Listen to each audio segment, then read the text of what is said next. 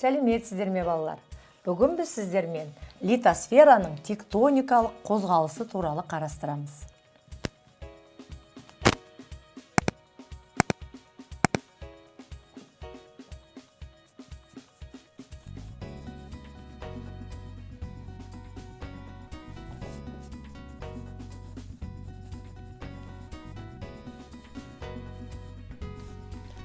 Есімізге түсірейік, балалар. Біз өткен сабақтарда жалпы тектоника ғылымы туралы, сол кезде платформа, қалқан, плита туралы терминдерге тоқталған болатынбыз. Жалпы біздің еліміз жер бетіндегі ең үлкен Евразия материгінде орналасқан. Ал Евразия материгі Евразиялық плитаның үстінде орналасқан. Яғни материктің үстіңгі бетін платформа, геосинклиналь немесе қатпарлы зоналықтар алып жатыр. Енді жалпы платформа және геосинклиналь деген терминдерді есімізге түсіріп алайық. Платформа дегеніміз не?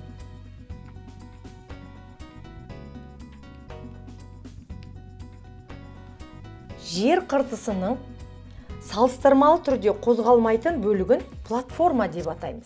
Біз Қазақстан мемлекеті орналасқан Евразия материгіндегі платформаларды жіктейік. Жалпы, балалар, платформаны біз үлкен екі топқа бөлеміз. Олар ежелгі платформа және жас платформа.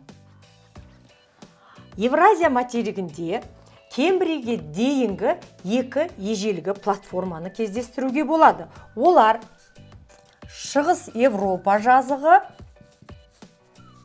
платформасы немесе екіншісі Сібір платформасы. Және Евразия материгінде, балалар, өте ежелгі платформалардың қалқаны Охот қалқаны және Калым қалқаны бар. Бұл ежелгі платформа. Сондай-ақ Евразия материгінде эпипалеозойлық жас платформа бар. Олар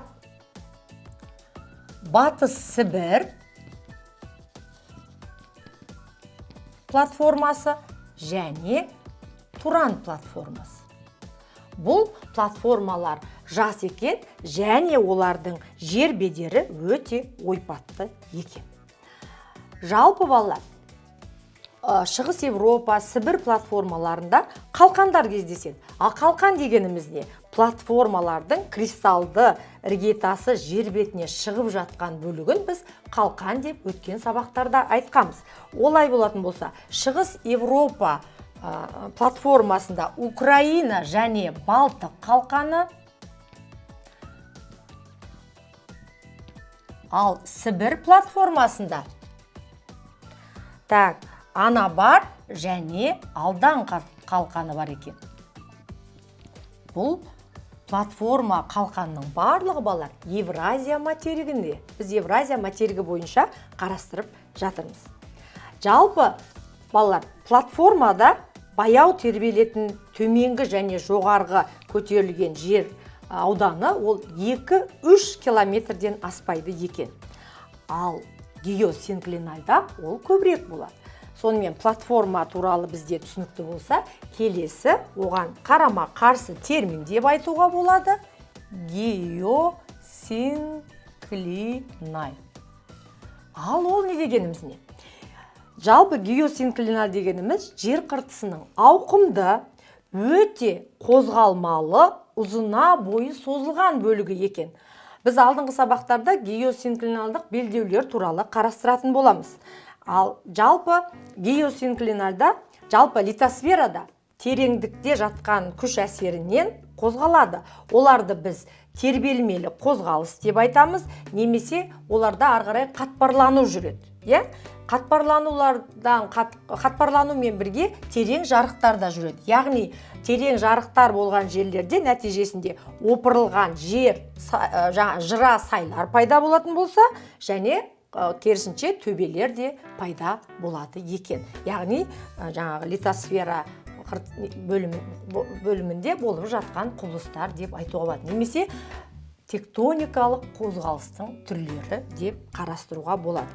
Ал жалпы геосинклинальды аймақта балалар баяу тербелудің аумағы 10-12 километрге дейін жетеді екен. Жаңа біз платформада оларды 2-3 километр деп аспайды деп айтсақ, геосинклинальда олар 10-12 километрге дейін созылады екен. Жалпы геосинклиналдық үдерістер, немесе жаңағы ішкі күштің әсерінен қандай үдерістер нәтижесінде не пайда болады дейді балалар. Қабаттың қатпарлануы, жарықтардың пайда болуы, немесе жаңағы магманың көтеріліп жер бетіне шығуын байқауға болады екен. Жалпы геосинклинальдың әсерінен балалар платформалар, жаңа біз айтып атқан салыстырмалы түрдегі тұрақты, олар ұлғаю үдерісіне ұшырайды. Жер қыртысының ауқымды тербеліске түсуі пайда болады. Жер бедерінің тез бөлшектенуіне келеді, және сол сияқты таулар пайда болады екен. Біз алдыңғы сабақтарда ол таулардың қандай қатпарлықтарда көтерілгені туралы қарастыратын боламыз. Немесе қатпарлы таулар, қатпарлы жақпарлы таулар деп тауларды жіктейміз. Міне осының барлығы геосинклинальдың әсерінен болады екен. Жалпы геосинклинальдық аймақтар деген балалар болады. Яғни сол процесс көбірек жүріп жатқан аймақтарға. Жерорта теңізінің жағалауын айтуға болады. Италия, Альпі, Карпат, Балқан түбегі, Кіші Азия түбегі, Кавказ, Гималай, Байкал, Тянь-Шань тауларын, Жетісу алатауын және Тынық мұхитындағы аралдарды негізгі геосинклинальдық аймақтар деп айтуға болады екен. Жалпы геосинклинальдық аймақтарды біз бірнеше ірі белдеулерге бөлеміз. Ол белдеулерді біз келесі сабақтарда қарастыратын боламыз. Бүгін біз сіздермен жалпы тектоникалық қозғалыстардың әсерінен пайда болған қозғалмайтын салыстырмалы түрде бөлігі платформаның және керісінше өте қозғалмалы бөлік геосинклинальдар туралы айттық. Және нәтижесінде қандай құбылыстар болатынын айттық. Бүгінгі сабақ сіздерге түсінікті деп ойлаймын. Осы бейне жазбаның астына сұрақтарыңыз болса қойсаңыздар болады. Біз міндетті түрде жауап береміз. Олай болатын болса, келесі кездескенше балалар, сау болыңыздар.